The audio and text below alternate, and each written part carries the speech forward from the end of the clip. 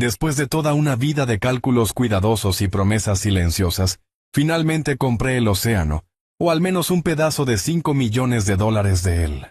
Mi esposa Carmen y yo habíamos soñado con esta casa, un lugar en los acantilados, al que llamamos Punta Serenidad. Pensé que finalmente encontraría paz aquí a solas con su recuerdo. Pero mi yerno vio mi serenidad no como un destino, sino como un centro turístico. Me llamó con una exigencia tan indignante, tan irrespetuosa, que solo podía responderse de una manera. No con ira, sino con un plan. Antes de contarles cómo convertí su fiesta de 3 semanas en toda una vida de consecuencias, cuéntenme en los comentarios desde dónde nos escuchan. Y por favor denle me gusta a este video y suscríbanse. Ayuda a que mis historias lleguen a más personas como ustedes. El sonido del Océano Pacífico era un ritmo suave contra las paredes de cristal de mi nuevo hogar. Por primera vez en un año desde que Carmen falleció, el silencio en mi vida no se sentía vacío. Se sentía lleno del aroma a sal y ciprés, lleno de la pálida luz de la mañana que pintaba los pisos de madera.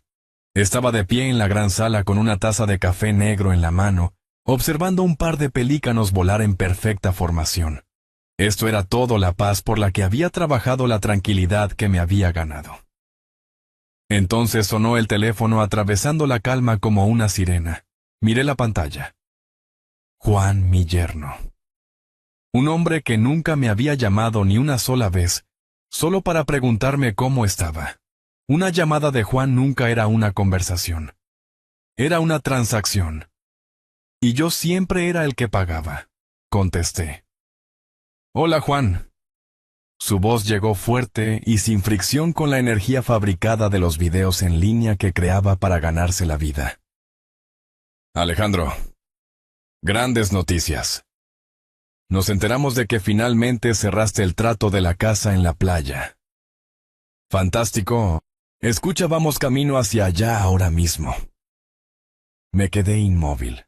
Los pelícanos desaparecieron de mi vista. Vamos, sí, yo, Sofía y algunos amigos, vamos a ir a inaugurar el lugar por ti. Seremos 18 en total. Estamos a punto de entrar a la autopista, así que llegaremos en unos 50 minutos. No dije nada. Mi mente, la mente de un contador forense, que pasó 40 años encontrando la verdad en los márgenes de las hojas de cálculo, comenzó a calcular. La logística. La pura imposibilidad. La falta de respeto. Así que, él continuó con su voz completamente despreocupada. Vamos a necesitar que prepares las camas.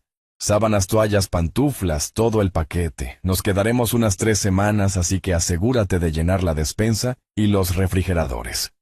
Compra cosas buenas, tú sabes lo que nos gusta. Así que date prisa, viejo. Se nos va la luz del día. Y luego colgó. No fue una pregunta, no fue una petición. Fue una serie de órdenes. Una invasión anunciada por mensajero. Bajé el teléfono de mi oído. El silencio que regresó de golpe era diferente ahora. Era frío. Era pesado. Miré hacia el océano, hacia el agua infinita y agitada. Una vieja ira, una emoción que pensé que había enterrado con mi esposa, comenzó a moverse en su tumba. Pero no subió a la superficie. Aún no. Tomé una respiración lenta y deliberada. Caminé hacia el fregadero de la cocina y lavé mi taza de café. Mi mano estaba perfectamente firme. Luego levanté el teléfono de nuevo. Miré su nombre. Pensé por un momento. Luego caminé de regreso a la gran sala y dije una palabra al espacio vacío, donde había estado su voz. Está bien. Colgué el teléfono. La palabra pareció flotar en el aire por un momento, una promesa silenciosa. No era una palabra de rendición. Era una palabra de aceptación. Un acuerdo a los términos de una guerra que él acababa de declarar. No corrí al ala de invitados a hacer camas. No conduje al supermercado a comprar comida para un ejército de influencers. Caminé por mi casa, mi santuario. Pasé mi mano por el mármol frío de la isla de la cocina. Caminé pasando las habitaciones de invitados, cada una limpia y bañada por la luz del sol intacta, descansando sobre edredones cuidadosamente doblados. Ya los veía en mi mente, llenos de extraños ruidosos toallas mojadas en el suelo, botellas vacías en las mesitas de noche. Me detuve frente a la chimenea de piedra. En la repisa solo había una fotografía. Éramos Carmen y yo, tomada hace 5 años en este mismo tramo de costa. Éramos más jóvenes, nuestros rostros marcados por la risa en lugar del dolor. Su mano no señalaba a la cámara, sino a un espacio justo más allá del encuadre. Ella señalaba este lugar exacto en el acantilado. Recordé sus palabras, su voz un susurro contra el viento. Ese es el lugar, Ale. Ahí es donde veremos llegar las tormentas, donde envejeceremos. No era solo una casa. Era el último capítulo de una historia que escribimos juntos, un capítulo que ahora se suponía que yo debía vivir por los dos. La arrogancia de mi yerno se sentía como una violación no solo contra mí, sino contra su memoria. No solo estaba invadiendo mi hogar, estaba pisoteando terreno sagrado. Y ese era un pecado que no podía perdonar. Una resolución silenciosa y fría se instaló en mis huesos, reemplazando la conmoción. Juan vio un hotel de lujo gratuito. Estaba a punto de descubrir que se había registrado en un juzgado, y yo era el juez. Me aparté de la fotografía con mi propósito claro. El tiempo para el duelo era un lujo que ya no podía permitirme. El tiempo para la acción había llegado. Entré a mi oficina, en casa, una habitación tan meticulosamente organizada como mi antigua vida. El escritorio estaba despejado, excepto por una computadora portátil de alto rendimiento y una sola pluma de peso. Este era mi nuevo espacio de trabajo, mi campo de batalla. Me senté en mi silla de cuero, la comodidad familiar, un pequeño ancla en la tormenta que se avecinaba. Me serví un vaso alto de agua helada y tomé un trago largo. Mis movimientos eran lentos, precisos. Este no era el momento para la emoción acalorada. Este era el momento para la lógica fría y dura, el tipo de lógica que había desentrañado casos de fraude multimillonarios a partir de un solo recibo mal colocado. Abrí mi computadora portátil. La pantalla cobró vida reflejando mi expresión tranquila. Hice mi primera llamada. El teléfono apenas sonó 2 veces antes de que una voz familiar respondiera. «José». «Habla Alejandro». La voz al otro lado se calentó de inmediato. «Alejandro, qué gusto escucharte. ¿Cómo va el retiro?» «Está a punto de ponerse ocupado. Voy a cobrar ese favor. Lo que sea para ti. Tú dilo. Tengo un sujeto para ti. Mi yerno Juan. Quiero saberlo todo, de dónde viene cada dólar que gasta, especialmente los dólares de los que no habla en sus redes sociales. Quiero ver sus declaraciones de impuestos, sus registros corporativos, sus carteras de criptomonedas. Quiero una llave maestra financiera de toda su vida». Una breve pausa. Luego la voz de José, ahora totalmente profesional. «Dalo por hecho, empezaré de inmediato». Terminé la llamada e inmediatamente hice la segunda. Una voz de mujer aguda y profesional respondió al primer timbre. «Bufete de abogados Reed». «María». «Habla Alejandro». «Alejandro, me preguntaba cuándo llamarías, divirtiéndote en la casa nueva». «Algo así. Necesito un desglose completo e inmediato de los estatutos de la Asociación de Vecinos de la Zona. Todo lo que puedas encontrar. Políticas de invitados, ordenanzas de ruido, restricciones sobre el uso comercial de una propiedad residencial. Quiero saber cada regla, cada vacío legal y cada penalización. Tengo el presentimiento de que vamos a necesitarlos». «Entendido, Alejandro. Y María, prepárate. Podríamos estar estructurando una respuesta formal a un incumplimiento de contrato muy pronto». «Estaré lista». Colgué el teléfono y cerré la computadora portátil. Me levanté y caminé hacia la ventana de piso a techo, que daba al largo y sinuoso camino de entrada. Y justo a tiempo, como convocado por mi propia furia silenciosa, apareció el primer auto. Era un Lamborghini rentado, un ridículo destello verde neón contra el paisaje natural. Frenó con un chirrido y una música con bajos pesados comenzó a palpitar, contaminando el aire limpio del mar. La invasión había comenzado. Pero mientras los veía salir del auto riendo y grabándose a sí mismos, ya no sentía ira. Sentía algo más. El enfoque silencioso y emocionante de un depredador que acababa de ver a su presa caminar voluntariamente hacia la trampa perfecta. El caos no llegó como una marea lenta, sino como un tsunami. Después del Lamborghini, una camioneta negra y un Tesla blanco siguieron sus neumáticos crujiendo irrespetuosamente sobre la grava del camino de entrada que yo había colocado con tanto cuidado. Se estacionaron sin orden, bloqueando mi propio sedán modesto. Las puertas se abrieron de golpe y un río de gente se derramó. 16 de ellos. Eran un collage de moda moderna, y ruido todo colores brillantes, zapatillas costosas, y rostros iluminados por los teléfonos que sostenían para grabar su propia llegada. No eran personas que venían de visita. Eran un elenco y un equipo de producción llegando al set. En el centro de todo estaba Juan. Llevaba gafas de sol que costaban más que mi primer auto, y una camisa intencionalmente rota. Abrió los brazos un rey dirigiéndose a su corte. «Bienvenidos al paraíso, gente. La fiesta empieza ahora». No caminó hacia mi puerta principal. Se dirigió a ella con zancadas largas, su séquito fluyendo detrás de él. No llamó. Empujó la gran puerta de roble con la palma de su mano, dejándola girar hacia adentro y golpear contra el tope. El sonido resonó por toda la casa, la primera nota en una sinfonía de violación. Inundaron la entrada. Bolsas de diseñador y maletas fueron dejadas caer, sin pensarlo, sobre el piso pulido. Un joven con cabello rubio decolorado colocó inmediatamente un gran altavoz portátil sobre la mesa de consola de mármol, y con unos pocos toques en su teléfono, una línea de bajo pesada comenzó a sacudir las paredes mismas de la casa.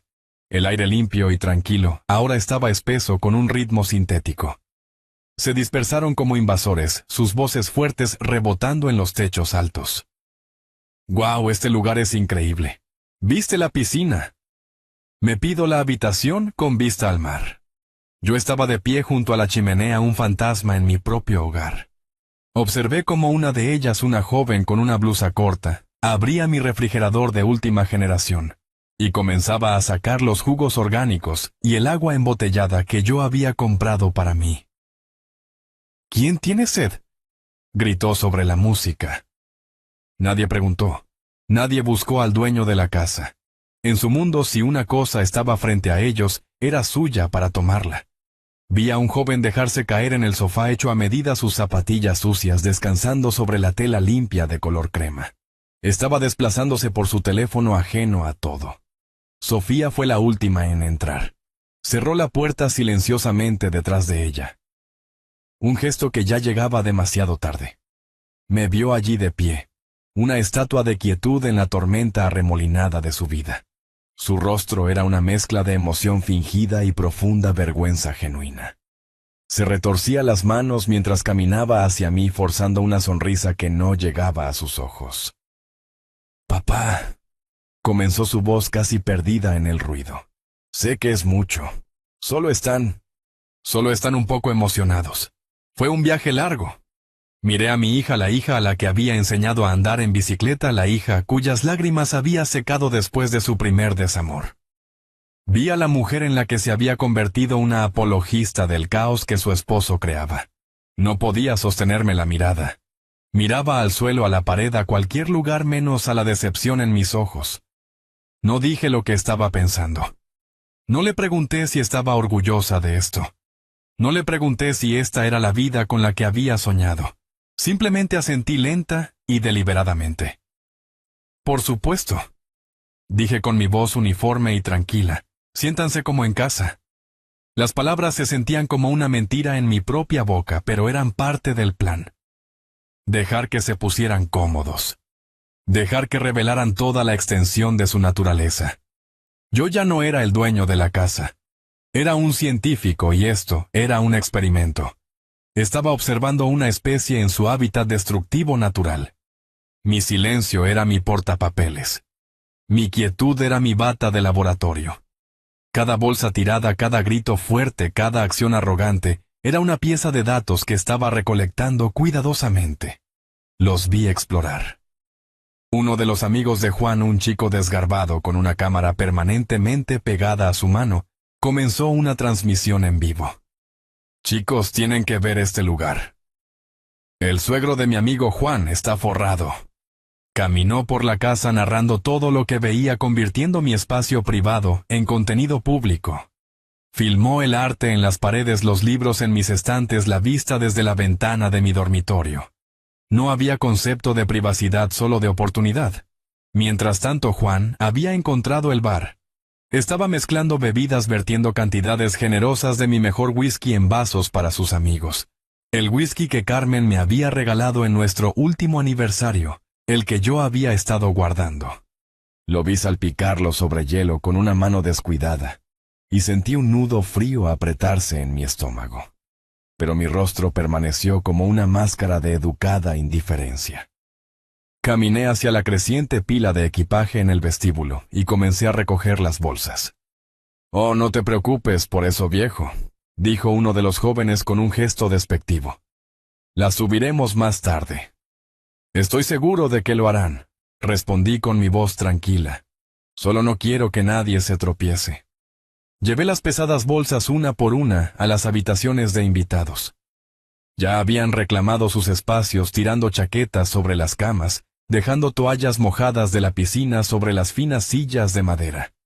El aroma de su perfume y colonia ya estaba dominando el aire limpio y salado de la casa.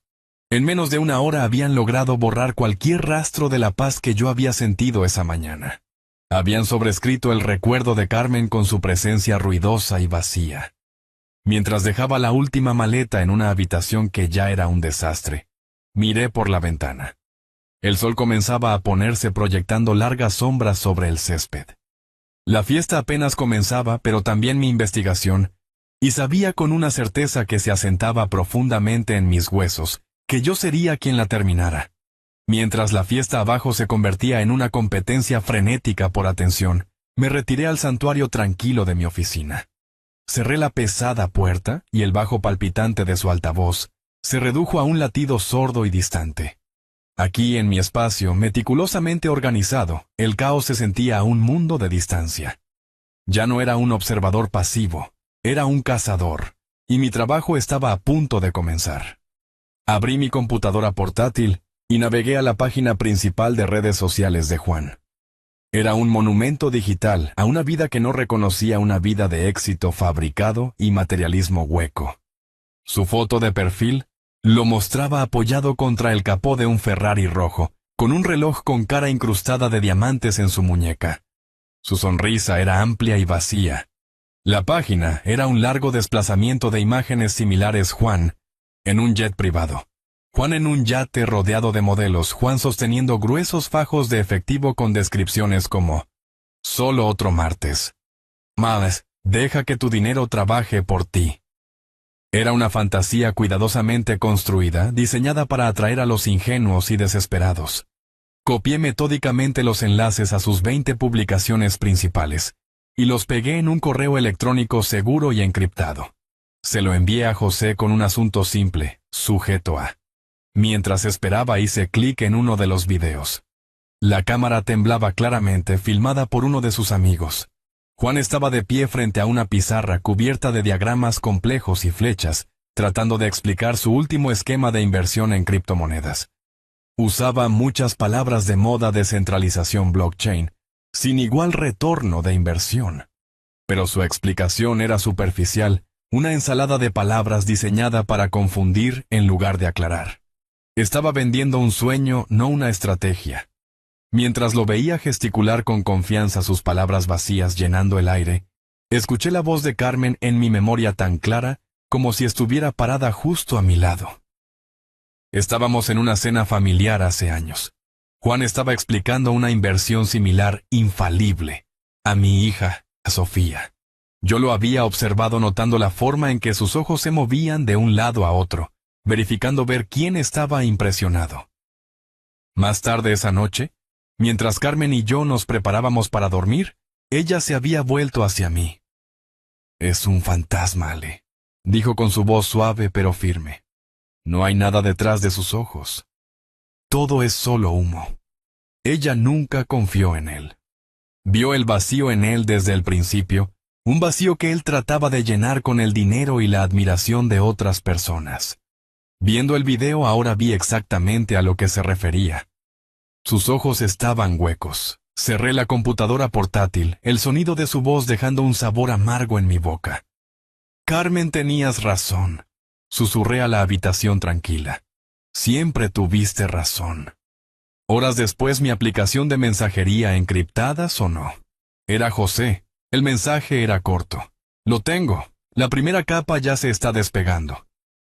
Esto es interesante. Envió un archivo. Lo abrí. Era un informe preliminar, y lo que vi confirmó mis sospechas, y más. José era rápido. Era el mejor. Había comenzado con lo básico ejecutando verificaciones de antecedentes sobre los activos que Juan ostentaba en línea.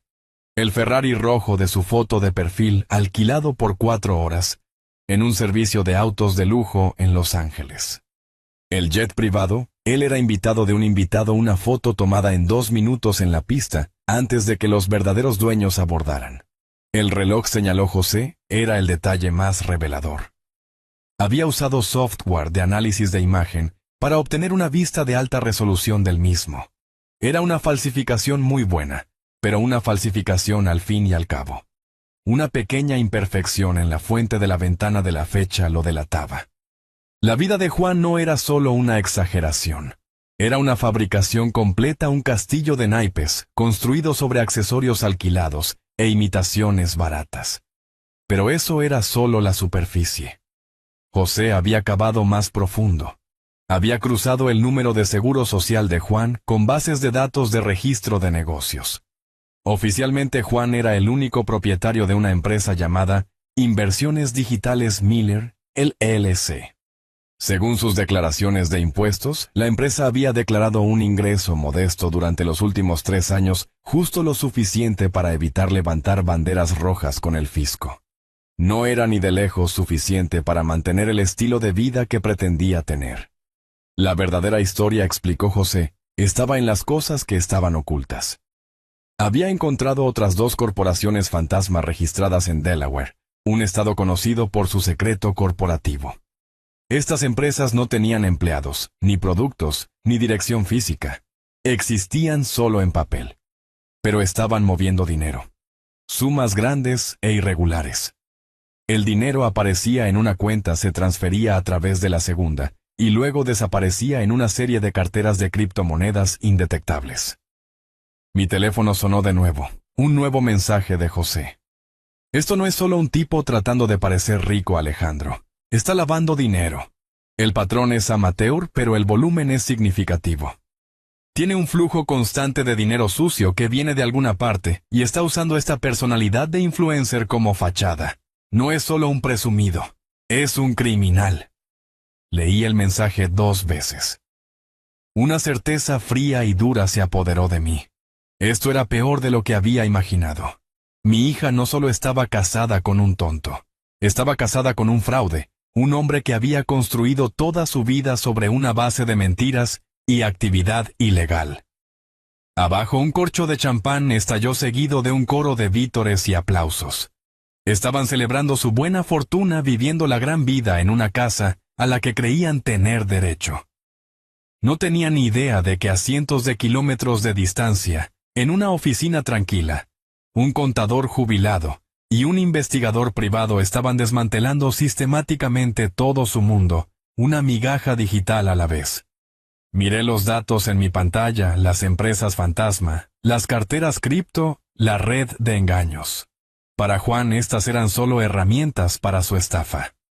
Para mí eran números en un libro mayor, y yo había pasado toda mi vida haciendo que los números cuadraran.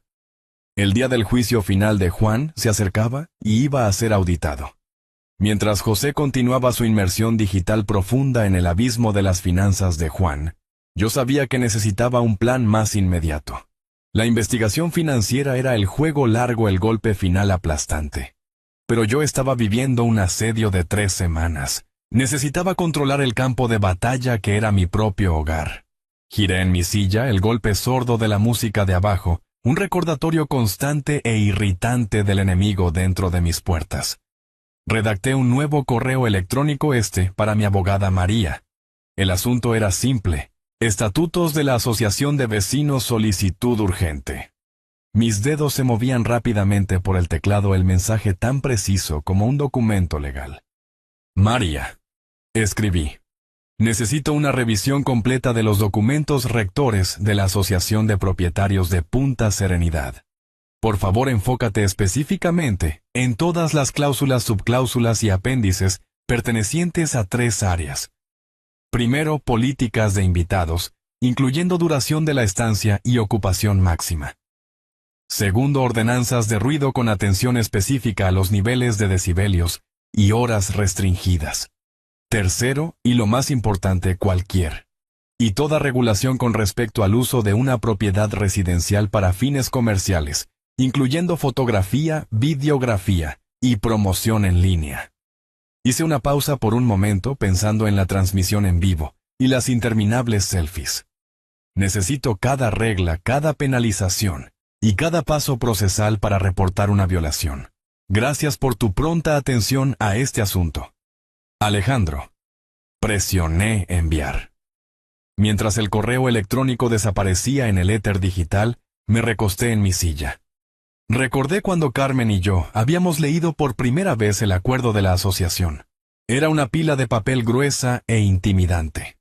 Habíamos bromeado sobre la gran cantidad de reglas, las regulaciones estrictas, sobre todo desde el color del que podías pintar tu buzón hasta el tipo de flores que podías plantar. Pero habíamos elegido esta comunidad por su orden, por su promesa de dignidad tranquila. Veíamos las reglas no como restricciones, sino como un compromiso compartido con la paz. Era irónico. Las mismas regulaciones que definían la serenidad que Juan estaba destruyendo con tanto entusiasmo, estaban a punto de convertirse en mis armas más poderosas contra él. Él y sus amigos veían las reglas como algo para romperse. Yo las veía como un sistema para ser aprovechado. Menos de una hora después apareció una notificación en mi pantalla. Era de María. Su respuesta fue típicamente eficiente, sin contener cortesías, solo una frase: según lo solicitado, por favor ver adjunto. El archivo adjunto era un PDF de 128 páginas, los estatutos completos, y sin abreviar, de la Asociación de Propietarios de Punta Serenidad. Abrí el documento. Era un bosque denso de texto legal, un lugar donde la mayoría de la gente se perdería. Pero para mí era un mapa. Comencé a leer, mis ojos escaneando las páginas, resaltando secciones, tomando notas. Tenía 2 planes de batalla ahora ejecutándose en paralelo. José estaba construyendo el cañón, un arma de aniquilación financiera, que tomaría tiempo construir pero sería devastadora al impactar. En mis manos, en mi pantalla, estaba la munición para la guerra de guerrillas que libraría mientras tanto. Los crímenes financieros serían la caída definitiva de Juan. Pero las violaciones de la asociación serían una tortura lenta, constante y perfectamente legal. Miré la pantalla de la investigación de José mostrando empresas fantasma y engaños. Luego miré la pantalla con las reglas de la asociación, mostrando toques de queda de ruido y límites de invitados. Uno era un delito grave, el otro era una multa. Ambos en mis manos se convertirían en instrumentos de justicia. Los cimientos de mi contraataque ahora estaban firmemente en su lugar. Todo lo que tenía que hacer era esperar a que rompieran la primera regla, y sabía que no tendría que esperar mucho. Durante 2 días dejé que el caos reinara. Fui un fantasma en mi propia casa, un observador silencioso documentando cada transgresión. Trataban a Punta Serenidad no como un hogar, sino como un escenario para sus vidas superficiales. Los vi filmar videos promocionales para una bebida energética barata en mi sala de estar, sus luces de producción dejando marcas en las paredes. Los vi rastrear arena de la playa sobre alfombras antiguas invaluables. Vi cómo trataban a mi hogar no como un santuario, sino como un accesorio, enviándome a hacer mandados, mientras ellos descansaban junto a la piscina. Cada acto de falta de respeto era un leño en un fuego que ardía cada vez más frío, un fuego de pura resolución calculada. Mi paciencia no era un signo de debilidad, era una estrategia. Les estaba dando suficiente cuerda, esperando el momento perfecto para tensarla. Ese momento llegó en la 3ª noche. Juan decidió organizar lo que llamó una fiesta épica. La pieza central de la noche era una transmisión en vivo para sus decenas de miles de seguidores. Montó iluminación profesional alrededor de la piscina infinita, convirtiendo el espacio tranquilo en un club nocturno palpitante. La música comenzó en la tarde, y se hizo más fuerte a medida que el sol se ponía un bajo retumbante implacable, que vibraba a través de las tablas del piso, y hasta mis huesos. Gritos y risas agudas resonaban a través de los acantilados, una violación descarada de la paz sobre la que se construyó esta comunidad. Me quedé en mi oficina con la puerta cerrada, el documento de 128 páginas de la asociación abierto en la pantalla de mi computadora. Ya había memorizado las secciones relevantes. Observé el reloj en mi computadora. 9:45 p.m. 9:55 p.m. El ruido afuera solo se intensificó. Juan, alimentado por el champán y la atención, gritaba a la cámara de su teléfono. Así es como lo hacemos, viviendo el sueño sin reglas, sin límites. Estaba actuando para su audiencia, proyectando una imagen de un hombre que estaba por encima de las consecuencias. A las 10:01 p.m. en punto, levanté mi teléfono. Ya había guardado el número. Me desplacé hasta seguridad de la Asociación de Punta Serenidad. Tomé aire, relajé mi voz y me hice sonar unos años más viejo, un poco más frágil. Ya no era Alejandro, contador forense retirado. Era un vecino preocupado y anónimo. Un hombre con una voz cansada pero profesional respondió. Seguridad de la asociación, habla Marcos. Hola, dije con mi voz suave y ligeramente temblorosa. Lamento mucho molestar tan tarde. Quisiera reportar un disturbio por ruido. Claro, señor, puedo tener su nombre y dirección. Oh, preferiría no decirlo si está bien. No quiero causar problemas con los vecinos, solo soy un anciano que necesita dormir. La fiesta es en el lugar nuevo al final del acantilado. La casa de Alejandro creo que se llama Punta Serenidad. Ha estado ocurriendo durante horas, y ya pasó la regla de las 10 en punto. Podía escucharlo escribiendo. Sí, señor, veo la propiedad y está en lo correcto sobre el toque de queda. Enviaré un auto de inmediato. Muchas gracias, dije agregando un ligero temblor a mi voz. Es usted un salvavidas. Colgué el teléfono. El primer movimiento en el tablero de ajedrez se había hecho. Caminé hacia la ventana de mi oficina, que tenía una vista clara del largo camino de entrada. Apagué las luces de la habitación, convirtiéndome en una sombra. No tuve que esperar mucho. Menos de 10 minutos después, una camioneta blanca impecable con el logo dorado de la Asociación de Punta Serenidad en el costado rodó silenciosamente por el camino de entrada. 2 guardias salieron. No eran oficiales de policía, pero llevaban un aura de autoridad tranquila e inquebrantable. Llevaban uniformes impecables y caminaban con un propósito que yo apreciaba. Eran la encarnación de las reglas, el sistema que yo había puesto en movimiento. Caminaron directamente al área de la piscina, sus linternas cortando a través de la iluminación de fiesta fabricada. Vi cambiar la postura de Juan. Pasó de ser el señor de la mansión a un adolescente defensivo en una fracción de segundo. ¿Cuál es el problema, chicos?, preguntó tratando de sonar casual, pero su voz estaba tensa. El jefe de guardias, un hombre alto con cabello plateado, no estaba impresionado. Señor, mi nombre es Marcos. Soy el jefe de seguridad de la asociación. Hemos recibido múltiples quejas sobre ruido excesivo de esta dirección. Múltiples quejas, se burló Juan mirando alrededor a sus amigos. Solo estamos pasándola bien. La expresión del guardia no cambió. Señor, son las 10:20 p.m. Según los estatutos de la comunidad, sección 8, artículo 4, todo ruido audible al aire libre debe cesar a las 10 p.m. en punto. Esta es una violación directa. El momento fue hermoso en su simplicidad. Juan, que vivía su vida en una transmisión en vivo, estaba siendo reprendido públicamente. La cámara todavía estaba rodando. Sus seguidores lo estaban viendo ser regañado como un niño. Su rostro se sonrojó con una mezcla de ira y humillación. Esta es la casa de mi suegro. Estoy seguro de que está bien. El guardia permaneció impasible. No importa quién sea el dueño de la casa, señor. Las reglas aplican a todos los residentes y sus invitados. Esta es su primera y única advertencia oficial. Si tenemos que regresar, se emitirá una multa de $1000 al propietario, y su fiesta será terminada. ¿Entiende? La energía de la fiesta murió instantáneamente. La música ya había sido apagada.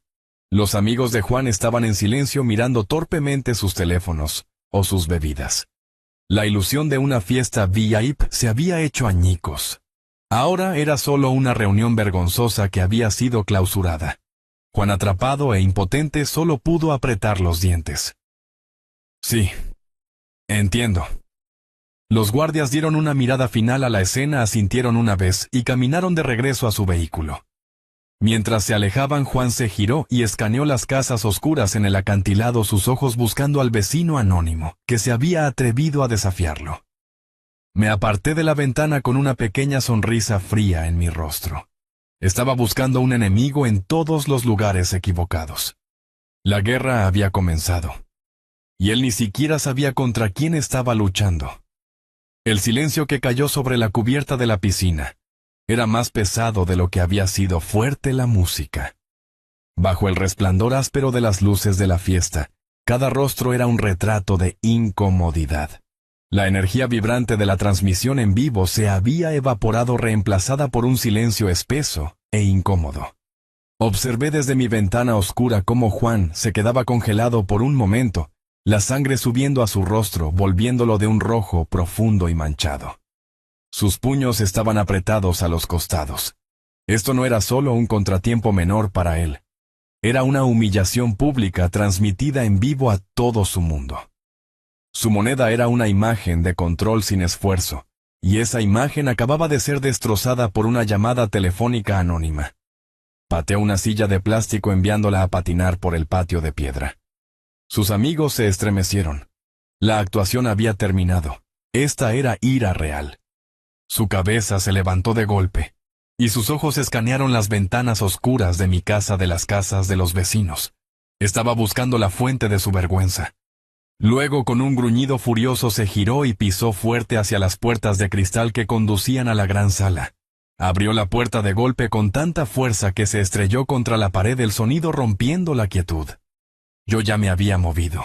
Ya no estaba en mi oficina. Estaba sentado en un cómodo sillón en la biblioteca, una habitación que él y sus amigos habían ignorado. Una sola lámpara proyectaba un cálido charco de luz a mi alrededor. Estaba leyendo un libro grueso encuadernado en cuero, una historia del Imperio Romano. Me encontró allí. Se paró en la puerta con el pecho agitado, su rostro contorsionado por la rabia. «¡Tú!», gruñó su voz, un rugido bajo. Me señaló con un dedo tembloroso. «Fuiste tú, ¿verdad? Tú los llamaste. Tú cerraste mi fiesta». Levanté la vista de mi libro, tomándome un momento para marcar mi página con el dedo. Parpadeé lentamente, fingiendo una leve confusión académica. «Lo siento», dije con mi voz perfectamente nivelada. «No sé de qué estás hablando, Juan. Está todo bien, la música parece haberse detenido». Su mandíbula trabajó, pero no salió ningún sonido por un momento. Estaba sin habla ante mi tranquila negación. «No te hagas el tonto conmigo, viejo». Alguien llamó a la seguridad. Mi transmisión fue cortada. Humillado. Frente a 10,000 personas. Tuviste que ser tú. Dejé que un pequeño ceño pensativo tocara mis labios. Cerré mi libro colocándolo cuidadosamente en la pequeña mesa a mi lado. «Bueno, eso es desafortunado», dije con un tono que transmitía una simpatía educada y distante. «Pero he estado aquí leyendo durante la última hora. En cuanto a quién llamó, pudo haber sido cualquiera. Esta es una comunidad muy tranquila, Juan. Esa es una de sus principales atracciones. La gente que vive aquí valora su paz. Quizás a uno de los vecinos simplemente no le gusta el ruido fuerte después de las 10. Es una regla bastante sencilla». Me miró fijamente, buscando en mi rostro cualquier indicio de triunfo, cualquier destello de confesión. No encontró ninguno. Mi expresión era de perfecta e inocente placidez. Mi negación fue tan razonable, tan lógica, que lo dejó sin lugar a dónde ir. No podía probar nada. Acusarme más solo lo haría parecer más tonto, más paranoico. Él era un toro y yo era un matador, y acababa de esquivar su embestida dejándolo rabiar contra nada más que el aire vacío. Soltó un sonido ahogado y frustrado me señaló de nuevo, y luego sin nada más que decir giró, y salió furioso de la biblioteca, sus pasos enojados, resonando en los pisos de madera. Esperé hasta que el sonido de sus pasos se desvaneció. Levanté mi libro, encontré mi página, y continué leyendo. Pero no estaba absorbiendo las palabras. Estaba saboreando la victoria. La primera confrontación directa había terminado. Él había cargado y yo no había parpadeado. Había usado su propia ira e impulsividad en su contra. La guerra ya no era silenciosa. Ahora me veía como un obstáculo y enemigo bajo su propio techo. La tensión en la casa acababa de aumentar y la presión se estaba acumulando. Pensaba que la pelea era sobre las reglas de la fiesta. No tenía idea de que era una guerra que ya había perdido. A la mañana siguiente de que se clausurara la fiesta, un silencio pesado y agrio llenó la casa. El aire estaba espeso con resentimiento tácito.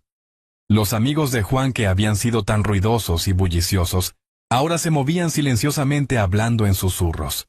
Evitaban mi mirada mirándome con un nuevo tipo de cautela.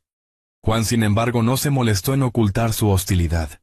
Observaba cada uno de mis movimientos con los ojos entrecerrados por la sospecha. Si levantaba un vaso, él miraba. Si caminaba hacia la ventana, él miraba. Era un depredador buscando una señal de debilidad, y me aseguré de no darle ninguna. La Guerra Fría comenzó en serio al quinto día, en un intento por reclamar su autoridad y crear nuevo contenido para sus seguidores. Juan decidió convertir mi sala de estar en un set de filmación. Él y 3 de sus amigos fueron contratados para promocionar una nueva marca de tequila artesanal. Empujaron mis muebles hechos a medida, instalaron luces de producción brillantes y calientes, y comenzaron a escenificar fotos con la botella. Vertieron el líquido ámbar en mis vasos de cristal, los que Carmen había heredado de su abuela, y posaron con ellos sus expresiones, una imitación barata de sofisticación. No solo estaban usando mi hogar, lo estaban abaratando, convirtiendo su elegancia en un telón de fondo para su trato de marca vulgar. No interferí. No dije una palabra. Simplemente caminé pasando la puerta abierta con mi teléfono en la mano, sostenido casualmente a mi lado. La cámara estaba encendida.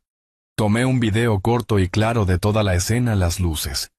La cámara, las botellas de tequila alineadas en mi mesa de café, el acto inconfundible de una empresa comercial.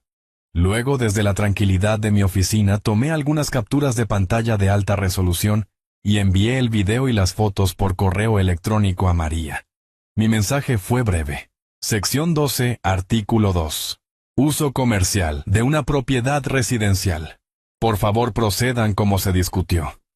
El efecto fue más rápido de lo que había anticipado. 2 horas después, estaba en la cocina haciendo un sándwich, cuando escuché el teléfono de Juan sonar, con una notificación de correo electrónico. Estaba en el patio presumiendo ante sus amigos. Observé a través del cristal mientras sacaba su teléfono con expresión confiada. Mientras leía, su sonrisa se desvaneció. El color desapareció de su rostro. Podía ver sus ojos abriéndose con incredulidad y furia. Acababa de recibir una notificación formal de cese y desista del asesor legal de la asociación completa, con capturas de pantalla de su trabajo promocional. La carta citaba el estatuto específico que había violado y detallaba una multa de $2,000 por la infracción, más $500 adicionales por cada día, que el contenido permaneciera accesible públicamente en línea. Entró furioso a la cocina agitando su teléfono en mi cara. ¿Qué es esto? Esto es acoso. Miré el teléfono y luego a él, mi expresión una de leve preocupación. Parece ser un correo electrónico de la Asociación de Propietarios. Dije con calma. ¿Tienes algún tipo de problema? Su boca se abrió y se cerró, pero no salieron palabras. Él lo sabía. Sabía que yo estaba detrás de esto, pero no tenía pruebas. La queja fue anónima, la acción tomada por los abogados de la asociación. Acusarme era sonar loco. Con un grito estrangulado de rabia, regresó afuera, y lo escuché gritándole a sus amigos. ¡Bórrenlo! ¡Borren todo ahora! Tomé un bocado lento de mi sándwich. La primera batalla de la Guerra Fría fue una victoria decisiva. Al día siguiente, escalé mi campaña de desgaste psicológico. Sus vidas enteras, había observado, dependían de una conexión a Internet constante de alta velocidad. Era su línea de vida con sus seguidores, su fuente de validación, todo su modelo de negocio. Así que a media tarde, mientras hacía una limpieza ligera en el estudio, me encontré detrás del enrutador principal de Internet. La parte trasera de la máquina estaba bastante polvorienta, un verdadero peligro de incendio. Simplemente desconecté el cable de alimentación principal y la línea de fibra óptica para darle una limpieza adecuada al área. Luego noté un colibrí particularmente interesante flotando fuera de la ventana. Me absorbí tanto observándolo, que olvidé por completo volver a conectar los cables. Unos minutos después, la armonía de la casa se hizo añicos por un coro de gritos frustrados. «El Wi-Fi se cayó. Oh, me sacaron de mi juego, Ney. Estaba a la mitad de subir un video». El caos era hermoso. Juan, jugando el papel de soporte técnico, pasó 20 minutos tratando de averiguar el problema. Finalmente rastreó el problema hasta el estudio. Vio los cables desconectados tirados en el suelo detrás del escritorio. Los volvió a conectar y se giró para mirarme, sus ojos ardiendo con acusación. Yo estaba sentado en mi sillón leyendo.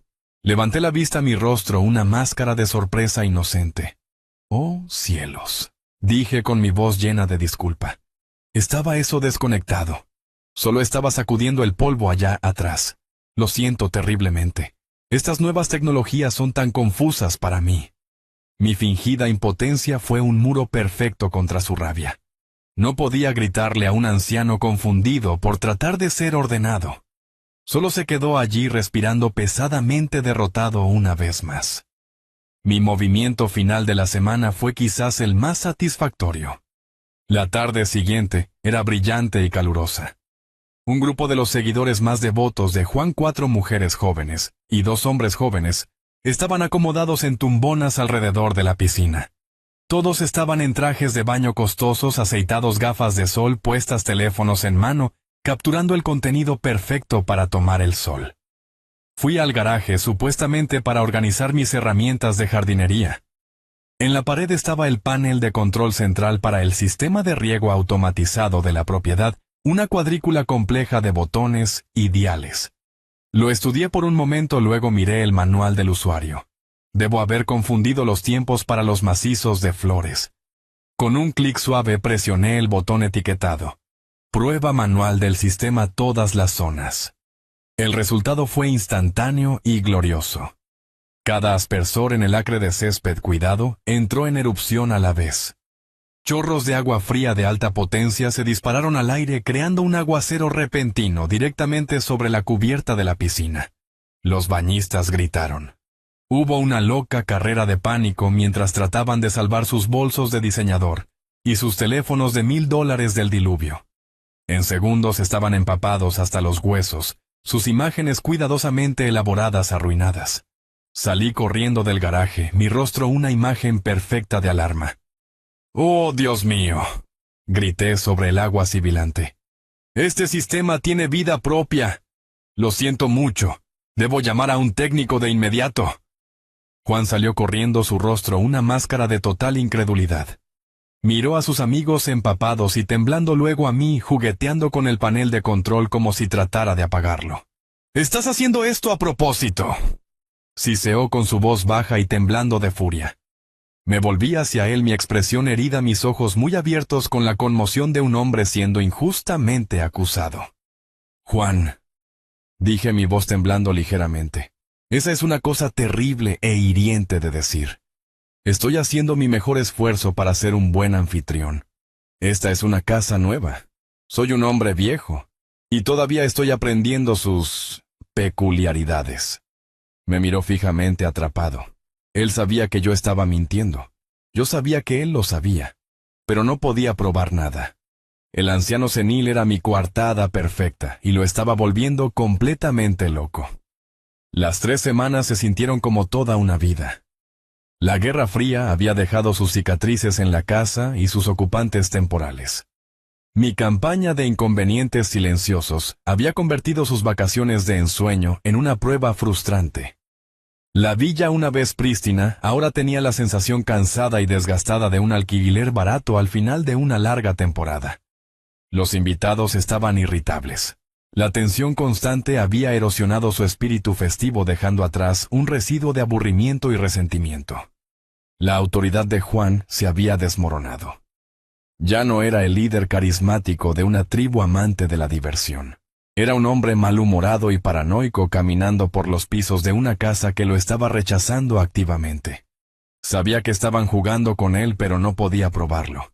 El sentimiento de impotencia lo estaba comiendo vivo. Yo había resistido. Había observado el choque en cámara lenta de su arrogancia, y mi resolución solo se había endurecido. Le había dado cada oportunidad para mostrar una pizca de decencia, y había fallado en cada giro. Ahora vaya, había llegado el día final. Era la mañana de su partida programada. Me senté en mi oficina viendo la niebla quemarse sobre el océano, un sentido silencioso de finalidad asentándose sobre mí. Mi computadora portátil sonó. Era una sola notificación discreta de mi aplicación de mensajería segura. El remitente era José. El mensaje contenía solo un archivo protegido por contraseña y 3 palabras: los libros cuadran. El archivo se llamaba librofinalmiller.df. Escribí la compleja contraseña que José y yo habíamos acordado. El documento se abrió. No era solo un informe. Era una obra maestra de investigación forense. Era la historia de un crimen contada en el lenguaje limpio e innegable de los números. Comencé a leer, y las últimas piezas del rompecabezas encajaron en su lugar. José había rastreado la fuente de las criptomonedas indetectables. El dinero fluía de una red de casinos en línea ilegales en el extranjero. Estos sitios eran notorios por aprovecharse de personas vulnerables, y Juan se estaba llevando una tajada de sus ganancias. El informe incluía capturas de pantalla de las transacciones de blockchain, un rastro digital de dinero sucio fluyendo hacia una billetera que José había vinculado definitivamente a Juan. La siguiente sección detallaba el lavado de dinero. Las criptomonedas se convertían en efectivo y se depositaban en su compañía oficial Inversiones Digitales Miller. Desde allí se transfería a una de sus empresas fantasma de Delaware, Estrategias de Crecimiento Apex, acompañada de facturas fraudulentas. José había logrado obtener copias. Eran por servicios vagos como consultoría de sinergia de marca y desarrollo de alcance de estilo de vida. Era basura corporativa, un disfraz delgado como el papel para lavar el dinero que había robado del inframundo digital. Me desplacé por páginas de estados de cuenta bancarios, transferencias electrónicas y facturas fabricadas. Era descuidado. Era arrogante. Pensaba que era intocable. Luego vino la evasión de impuestos. Ni siquiera necesité el resumen de José. Como contador pude ver el enorme agujero en sus finanzas de inmediato. Por un lado estaba su ingreso declarado, los números modestos que reportó al fisco. Por el otro estaba el torrente de efectivo lavado, un río de más de $2 millones al año, que simplemente había fingido que no existía. Hice un cálculo rápido en mi cabeza. Con multas e intereses, estaba en deuda con el gobierno federal por una suma que destrozaría todo su mundo fabricado. Pero fue el documento final en el archivo lo que me heló la sangre. Era una copia de la solicitud de Juan para un préstamo del programa de protección de cheques, un préstamo PPP. Estaba fechado desde el punto álgido de la pandemia. Estos eran los fondos del gobierno destinados a ayudar a las pequeñas empresas reales a mantener a sus empleados pagados durante los días más oscuros del confinamiento. En la solicitud, Juan había afirmado que su empresa, Inversiones Digitales Miller, tenía 12 empleados de tiempo completo cuyos trabajos estaban en riesgo. Había listado sus nombres y números de seguro social. José había verificado los números. Todas eran identidades falsas, ya sea robadas o completamente fabricadas. Juan había recibido un cheque del gobierno de los Estados Unidos por casi $200,000. Había robado dinero destinado a familias en apuros, dinero destinado a mantener las luces encendidas para dueños de negocios honestos. Me recosté la imagen en la pantalla borrosa. Pensé en Carmen. Pensé en ella llegando a casa del hospital durante esos años, su rostro arrugado por el agotamiento de su trabajo como enfermera. Ella me contaba historias de familias perdiendo sus negocios del miedo y la incertidumbre que se apoderaban de nuestra comunidad. Ella había luchado en la primera línea de esa crisis. Y este muchacho, este hombre vacío y hueco con el que mi hija se había casado, lo había visto como una oportunidad. Había explotado una tragedia nacional para su propia ganancia egoísta. Esto ya no se trataba solo de falta de respeto. No se trataba solo de mi casa o mi hija. Se trataba de la podredumbre fundamental de su carácter. Esto se trataba de justicia. Cerré el archivo. La evidencia era absoluta. El caso estaba cerrado. Tenía todo lo que necesitaba. José había construido el cañón. Los estatutos de la asociación habían sido el bombardeo preliminar. Ahora era el momento para el asalto final devastador. Me levanté de mi escritorio. El tiempo de observación había terminado. El tiempo de silencio había terminado. Salí de mi oficina, mis pasos firmes en el piso de madera.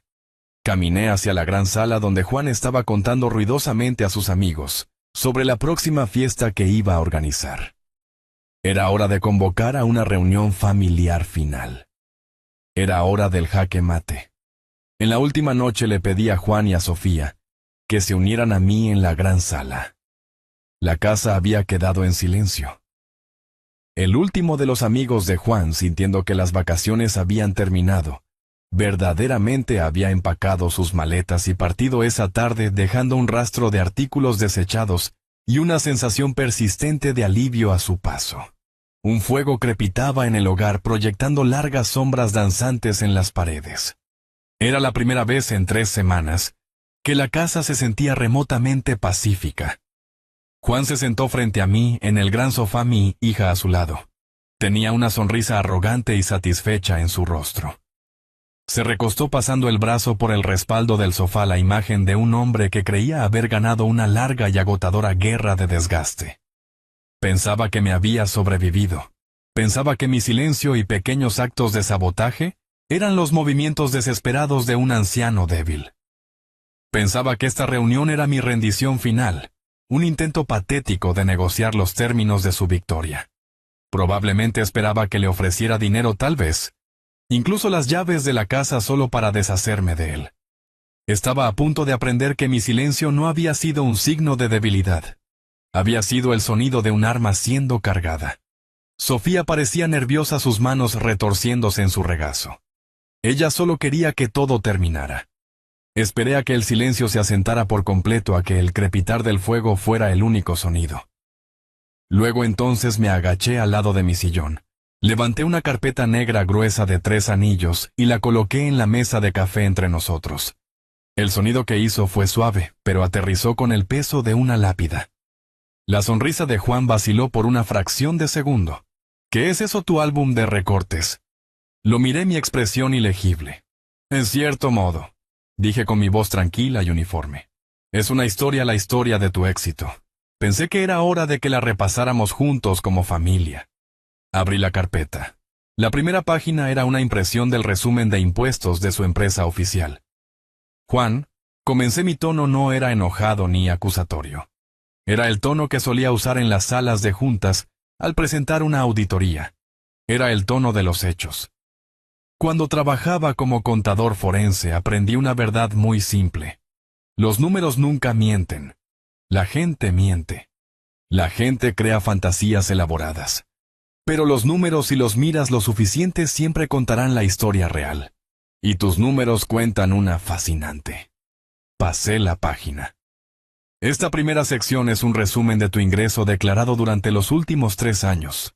Bastante modesto, ciertamente no lo suficiente para pagar el tipo de estilo de vida que proyectas en línea. Pero ahí es donde entra esto. Pasé a la siguiente sección, que estaba llena de estados de cuenta bancarios de su empresa fantasma, estrategias de crecimiento Apex. Estas páginas detallan los depósitos en esa compañía. No tan modestos, no tanto. De hecho, vemos más de 2 millones de dólares al año fluyendo a través de esta cuenta. Las facturas aquí afirman que es por consultoría de sinergia de marca, un servicio muy vago pero que suena impresionante. El rostro de Juan se había puesto rígido. La sonrisa había desaparecido reemplazada por una mirada tensa y defensiva. Sofía miraba de un lado a otro entre los papeles, y la cara de su esposo un nudo de confusión y miedo apretando su expresión. Pero la verdadera pregunta... Continué pasando la página de nuevo. Es ¿de dónde vino este dinero? Ahí es donde se pone interesante. Esta siguiente sección es un análisis de blockchain.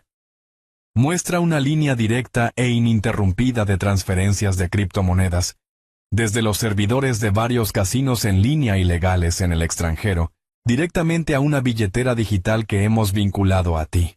No estabas consultando Juan, estabas lavando sus ganancias.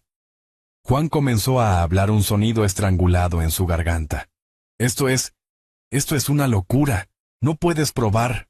Levanté una mano y él guardó silencio. Oh, pero puedo, dije suavemente. Y se pone peor. Pasé a la pestaña final en la carpeta. El papel en la parte superior era una copia de su solicitud de préstamo PPP. Y esto es mi favorito personal. Tu solicitud de fondos de ayuda pandémica para tus 12 empleados de tiempo completo, un esfuerzo noble para mantener a la gente empleada durante una crisis nacional. Lo miré. Excepto por supuesto que ninguna de estas personas existe. Robaste casi $200,000 de un programa diseñado para ayudar a familias que lo estaban perdiendo todo. Sofía dejó escapar un pequeño grito ahogado, su mano volando a su boca. Miró a Juan con los ojos muy abiertos por el horror. Juan, ¿es esto cierto?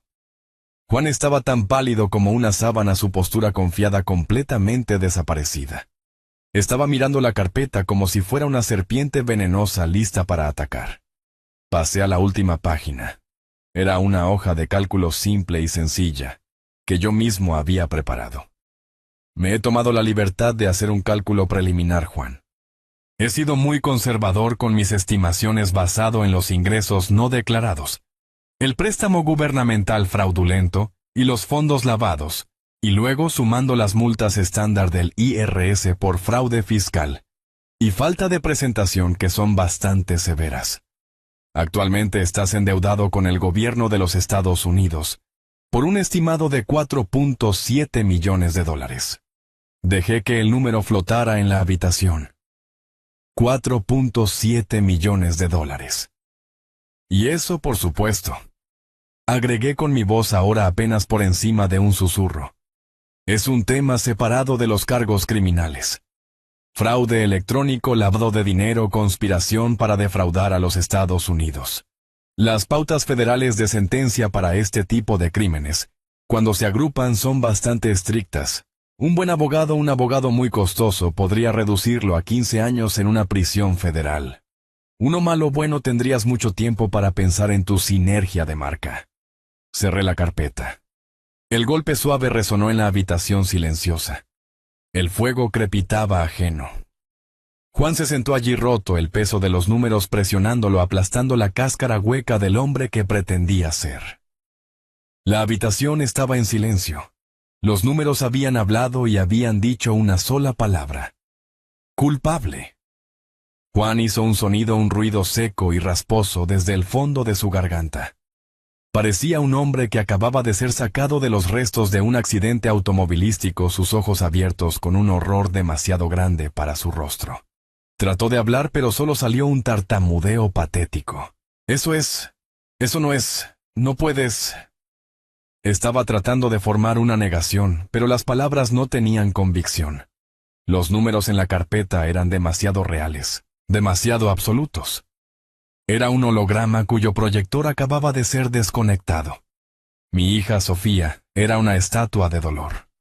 Lágrimas silenciosas corrían por su rostro, trazando caminos a través de su maquillaje.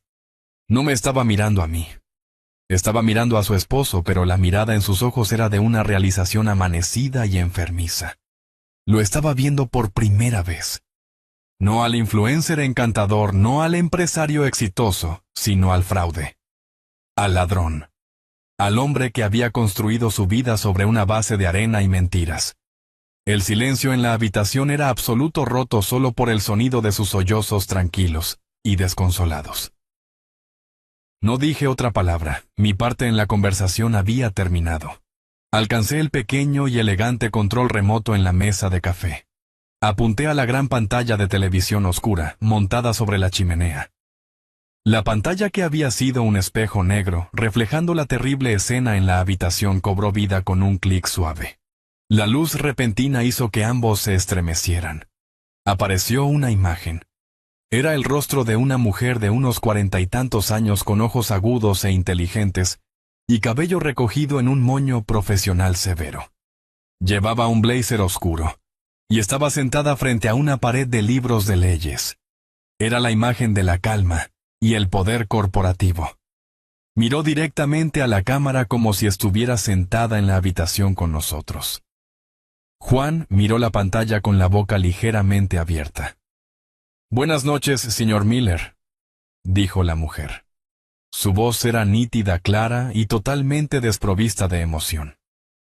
«Mi nombre es María Reed. Soy asesora legal del señor Alejandro Patterson. Él me ha autorizado para informarle que está en posesión de un archivo completo que detalla numerosos delitos financieros conectados con usted y sus entidades comerciales. Estos delitos incluyen, pero no se limitan a, conspiración de fraude electrónico para cometer evasión de impuestos y la adquisición fraudulenta de fondos de ayuda federal». María hizo una pausa, dejando que el peso de los cargos oficiales se asentara en la habitación. «¿El señor Patterson?», continuó con su voz inalterable. «No desea ver a su hija, su esposa, envuelta en una investigación federal prolongada y pública. Por lo tanto, me ha instruido presentarle dos, y solo dos opciones. Estas opciones no son negociables, y expiran en precisamente 60 minutos. Lo miró su mirada inquebrantable. Opción A. Usted y su esposa empacarán cada uno una maleta de pertenencias personales. Desalojarán esta propiedad inmediatamente. Firmará un acuerdo de separación financiera y restitución total que ya he redactado. Este acuerdo transferirá todos sus activos, cuentas y propiedades legalmente mantenidos a su esposa Sofía Patterson Miller. A cambio de su cooperación total e inmediata, el señor Patterson considerará este asunto concluido. No esperó una respuesta. Opción B. Si rechaza estos términos, o si no cumple dentro del plazo de 1 hora, una copia completa sin editar de este archivo probatorio, junto con una declaración jurada de mi cliente, será entregada por mensajero a la División de Investigación Criminal del Servicio de Impuestos Internos, IRS. Una segunda copia será entregada a la Unidad de Delitos de Cuello Blanco de la Oficina de Campo del FBI, en San Francisco. Esa entrega está programada para las 9 en punto de mañana por la mañana». Se inclinó ligeramente hacia adelante, sus ojos como trozos de hielo. «La elección, señor Miller, es suya: ruina financiera o aniquilación total. Tiene 59 minutos restantes para decidir». Y con eso la pantalla se puso negra. El control remoto en mi mano se sentía fresco y sólido. No había levantado la voz. No había hecho una sola amenaza. Simplemente había permitido que el sistema en el que creo, el sistema de leyes y consecuencias, hablara por sí mismo. Juan se sentó allí temblando, un animal acorralado, enfrentado a dos trampas, cada una conduciendo a un tipo diferente de olvido. Su vida, tal como la conocía, había terminado. La única pregunta que quedaba era cómo terminaría. Los 60 minutos que María Reed había concedido se sintieron como una eternidad, y nada de tiempo a la vez. Juan estaba desplomado en el sofá, un hombre completamente roto. El influencer arrogante y fanfarrón se había ido, reemplazado por un extraño de ojos huecos que parecía estar encogiéndose dentro de sí mismo. Miraba la pantalla negra de la televisión, como esperando que su abogada reapareciera y le dijera que todo era un terrible error. Pero no hubo indulto. Solo había el silencio pesado y sofocante de la verdad. Sofía había dejado de llorar, Sus lágrimas habían sido reemplazadas por una claridad fría y dura. Miró al hombre a su lado, a este extraño con el que se había casado, y su expresión no era de lástima sino de profunda y total desilusión. Desde arriba comencé a escuchar sonidos débiles y furtivos. El clic suave del pestillo de una maleta. El susurro de zapatos con suela de goma en la gran escalera. El sonido casi inaudible de la puerta principal abriéndose y cerrándose. Los amigos de Juan, su séquito leal, habían escuchado todo. Su lealtad resultó era al estilo de vida, no al hombre. Enfrentados a la cruda realidad de la ruina financiera y la prisión federal, se desvanecieron en la noche como humo, abandonando a su rey sin una sola palabra de despedida. Eran ratas, y el barco no solo se estaba hundiendo, ya estaba en el fondo del océano. Mi tableta sonó con un archivo entrante de María. Abrí el documento. Era el acuerdo de separación financiera, 20 páginas de texto legal denso e implacable. Coloqué la tableta en la mesa de café y la deslicé por la madera pulida hacia Juan. Sus ojos estaban vidriosos. No pareció entender al principio. Sofía, con su voz ahora firme y desprovista de su calidez anterior, habló por primera vez. «Fírmalo, Juan». Él la miró con expresión suplicante. «Sophie, por favor, podemos arreglar esto». Ella negó con la cabeza, una sola lágrima trazando un nuevo camino por su mejilla. «No», dijo con su voz apenas un susurro. «No queda nada que arreglar. Fírmalo». Con una mano temblorosa que parecía pertenecer a un hombre 3 veces mayor, Juan tomó el lápiz digital. Se desplazó por las páginas sin leerlas. Sus ojos solo escaneaban las palabras que estaban disolviendo su vida. Estaba firmando la entrega de los autos, las cuentas, las propiedades, todo el imperio fraudulento que había construido. Cada trazo de la pluma era una confesión. Cada letra de su firma era un acto de rendición. Cuando terminó, dejó caer el lápiz como si le hubiera quemado la mano. Estaba hecho. Los términos eran inmediatos. 1 hora. Una maleta cada uno. Observé mientras subían las escaleras en un silencio derrotado. La montaña de equipaje de diseñador con la que habían llegado permaneció intacta en las habitaciones de invitados. Cada uno emergió unos minutos después, con una sola bolsa pequeña. Su invasión de 3 semanas había terminado y todo lo que tenían para mostrar era una sola bolsa de ropa y toda una vida de consecuencias. Mientras caminaban hacia la puerta principal, Sofía se detuvo y se giró para mirarme.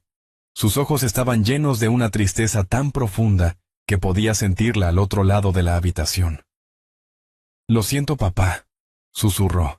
Y supe que no solo se estaba disculpando por las últimas 3 semanas. Se estaba disculpando por años de ceguera voluntaria. Simplemente asentí. No había nada más que decir. Juan nunca me miró. Salió por la puerta como un fantasma, su rostro una máscara en blanco de ruina. Los vi subir al sedán modesto de Sofía, el que ella había tenido antes de conocerlo. El Lamborghini verde neón se había ido pronto para ser embargado. Condujeron por el largo camino de entrada y desaparecieron en la noche. Y entonces hubo silencio. Un silencio completo y hermoso. No era el silencio vacío de la soledad. Era el silencio limpio y restaurador de la paz. El orden había sido restaurado. Caminé por mi casa. Era un desastre. Vasos desechados, platos de comida a medio comer, una sensación general de caos. Pero ya no era una violación. Era solo la secuela de una tormenta que había pasado. Fui a la chimenea y miré la foto de Carmen. Hice esto por ti, mi amor, pensé. Protegí nuestro sueño. No sentí triunfo. No sentí regocijo. Sentí un profundo sentido de deber solemne cumplido. Salí a la gran terraza con vista al océano. La primera luz pálida del amanecer comenzaba a pintar el cielo oriental, ahuyentando las últimas sombras. Un nuevo día estaba comenzando. Mi teléfono sonó, el sonido ya no una intrusión, sino un simple hecho de la vida. Miré la pantalla. Era Sofía. Contesté. «Papá». Su voz era pequeña, frágil como un pájaro con un ala rota. pero estaba allí. Era real. Estoy aquí, cariño, dije. Hubo una larga pausa llena del sonido de su respiración temblorosa. Lo siento mucho, dijo de nuevo las palabras llenas de un dolor que ahora era honesto. Solo lamento mucho todo. Miré el sol naciente, la promesa de un nuevo día. Sabía que el camino por delante para ella sería difícil, pero sería un camino construido sobre la verdad. ¿Está bien?, dije con mi voz suave. Ya pasó. Ven a casa. Mientras las últimas luces traseras de su auto desaparecían por el largo camino de entrada, una profunda quietud se asentó sobre la villa. La casa respiró hondo y por primera vez en 3 semanas se sintió mía de nuevo. Caminé por las habitaciones, los escombros de su ocupación un testamento a la tormenta que acababa de pasar. No sentí triunfo. No sentí la emoción de la victoria. Sentí solo una vasta quietud y un profundo sentido de paz. El tipo de paz que viene después de que baja la fiebre. Caminé hacia la gran terraza mientras el sol comenzaba su lento descenso en el Pacífico. El cielo estaba pintado en trazos de naranja y púrpura profundo. Esta era la vista con la que Carmen y yo habíamos soñado. Esta era la serenidad que habíamos trabajado toda nuestra vida para construir. La había protegido, había honrado su memoria, y al hacerlo había reclamado mi propia dignidad. La casa ya no era solo una propiedad, era un santuario, una vez más. Mi teléfono sonó. El sonido era suave en el aire de la tarde, ya no una intrusión. Miré la pantalla, era Sofía.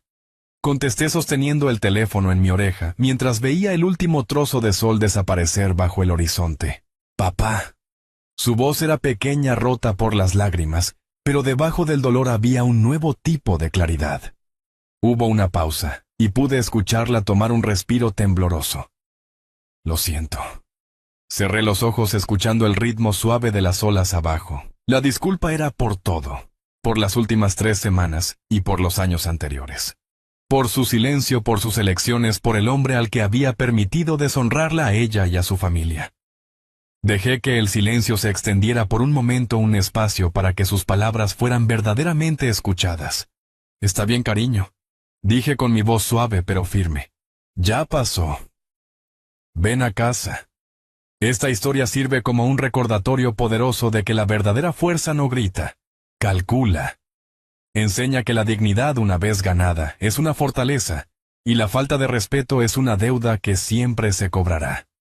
La búsqueda tranquila y metódica de justicia de Alejandro muestra que la respuesta más devastadora a la arrogancia no es la ira, sino la presentación tranquila de la verdad innegable.